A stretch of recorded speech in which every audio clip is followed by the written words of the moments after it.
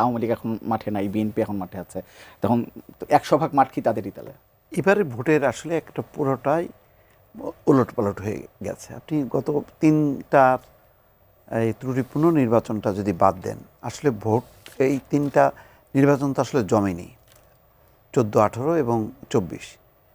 তার আগের হিসাবটা হলো এই, একদিকে হাসিনা আর একদিকে খালেদা, যার কারণে দুই নেত্রী যখন নামতেন তাদেরকে ঘিরে একটা উৎসব মুখর পরিবেশ তৈরি হতো।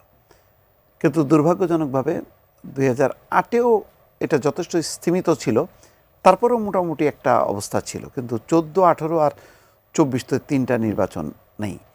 আবার দেখেন এবার যখনই আবার শুরু হলো নতুন যাত্রাপথেও কিন্তু হাসিনাও নেই, খালেদাও নেই। বেগম খালেদা জিয়া তো তার মৃত্যু হয়েছে, আর শেখ হাসিনা থেকেও নেই। এখন ভোটের মাঠে কাদেরকে ঘিরে যে আবর্তিত হবে সেরকম বড় ফিগার এখনো প্রমাণিত হয়নি।